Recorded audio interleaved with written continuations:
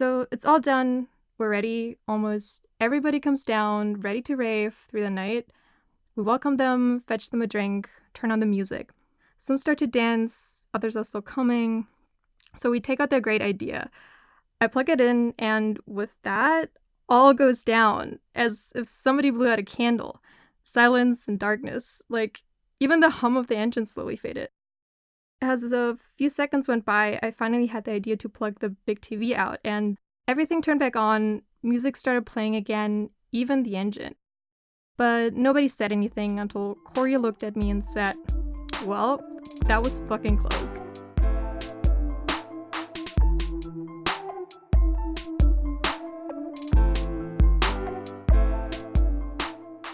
This is Emma, a charming, enthusiastic young woman, and also our ticket into a world that's so different from what we're used to, it's almost hard to believe. Welcome to Up in the Sky, a documentary podcast where Emma and many others will tell us the story of great determination, of the need for change, and ultimately of great love.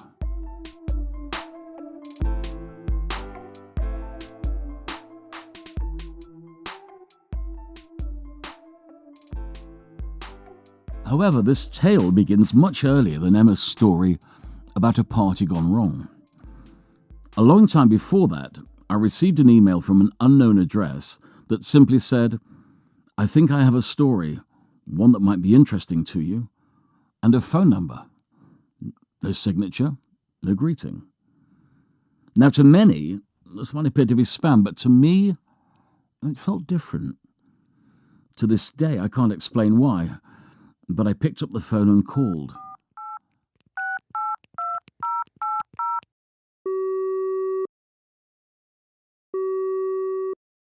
Contrary to my hopes, however, there was no answer. There was no answer on the second, third, or the 15th time. No one is available to take your call. Please leave a message. But just when I decided to forget about it all, hours later, somebody picked up the phone. Who's this? Hi. The reporter you emailed a few days ago. You said you had an interesting story. I'm in a bit of a hurry. Could I call you later? No, forget it. Sorry, let's do it now. So there's this community. They're super nice. I think it's better than what you were talking about on the podcast before. By the way, thank you for calling. Really, I appreciate it. There are some principles, but nothing is enforced and so on. So it would really be best if you could come see this for yourself. It's a shame if you can't. So we all worked together in this circle, and when we started, everything was arranged.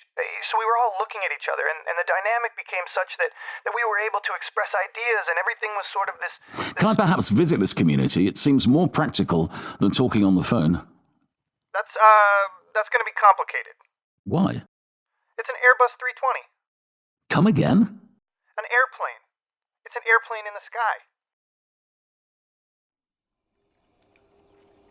I mean, for me, remembering our plane brings instant feeling of being really free.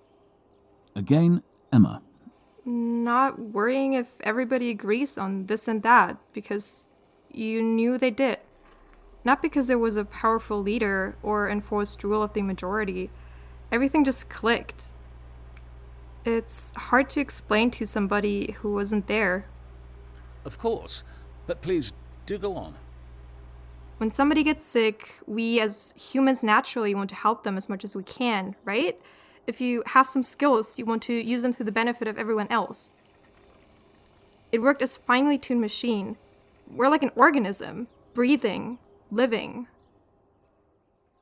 I wasn't sure how to feel about this story, or even if I believed it. The connection of freedom and the invention of flight just seemed to be such a perfectly tailor-made metaphor. Too good to be true. And there was this great question. How did it all begin? It really sounds beautiful, but I have to ask, how did you get to such a point? And I knew you would ask that. There are probably different answers to that, but I think it started with the common meals. One day, I wake up, not in a good mood. My hair was getting long. It was a few weeks when I had my last proper shower. You know, just the general feeling of self-neglect. Anyway, I get up, walking towards the kitchen when I see everybody else sitting around at this weird table. Very crude, part aluminium, part some first-class shelves, all tied up.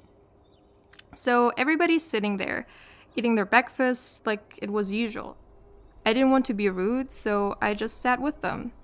And just like that, we started talking. Like, where are you from? What is your favorite food? Even like some serious stuff, like, what are your life goals? They told me one of the cooks made it. I'm grateful to him or her because thanks to that table, I forgot about my smelly hair and sticky armpits and just enjoyed the morning. For me, that's the moment that kickstarted the community, meeting 3 times a day to eat together. Can you maybe better describe for me the production and cooking of those meals?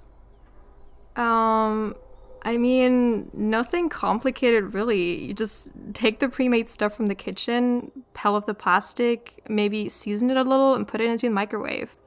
What did you think we did? Build a community farm on an airplane? However, significant changes were made to the aircraft's interior. The dinner table, storage, the rooms obviously, masks.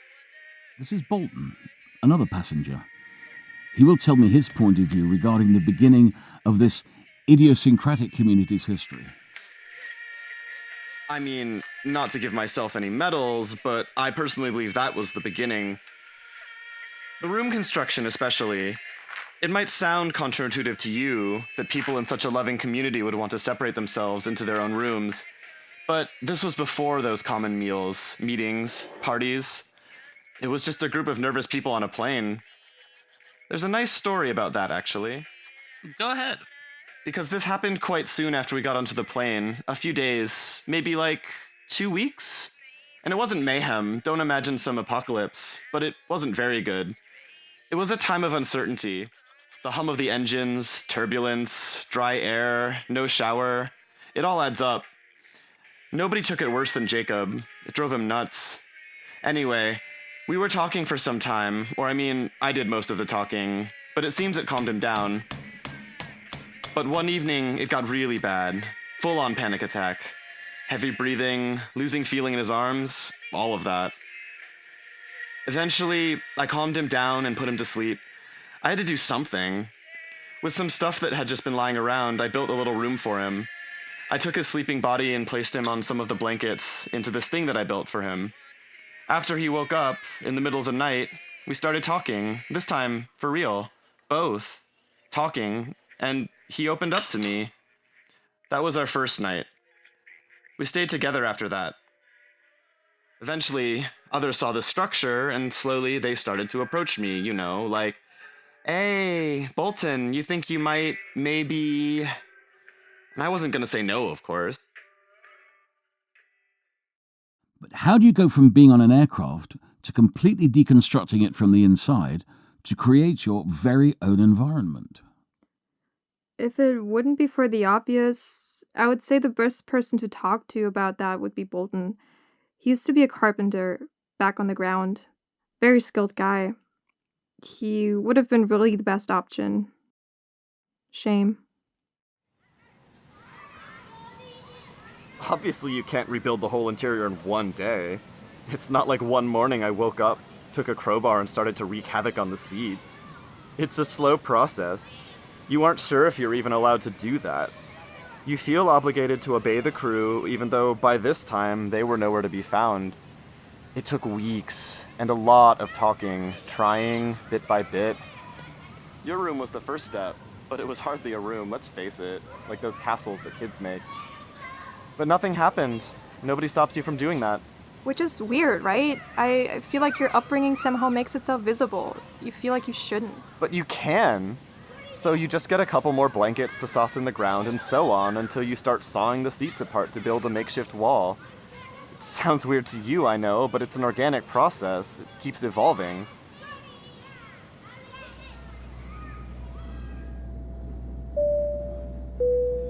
Upgrading and constructing the rooms created real bonds. I would say, even neighborhoods. We exchange parts that we can't use with somebody else who can, come around for visits, trade materials. As you can see, technically, we've improved quite a lot since last time. I'm quite proud of us, honestly. Me too, but I feel like we left out Logan from this episode, and Oh yeah, that's true. he was the one who decided to call the reporter in the first place. Logan! Yeah, you should tell the reporter here about the masks. I'd love to. So I'm the main mask decorator here. We all carry one on ourselves all the time, so it's very important you make a good decision on how you wear it. First of all, of course, it has to look good, but practicality cannot be neglected. For example, I have mine like this. The bottle part is behind my belt. I haven't painted or done anything to it. I really like the metallic gray with the green. Then there's the tube, which I put under my shirt because I don't like it and I haven't really figured out how to enhance it yet. That's just a matter of time. But the yellow part, I took some regular seat canvas, boring you might say, but I have painted it with coffee, so now it has these really nice shapes, you see? But there's just so much more to it than looks. I mean, it has its own history, like my strings. There's a lot. I mean, that's very true. It's a long story. Let's do that in another episode, shall we?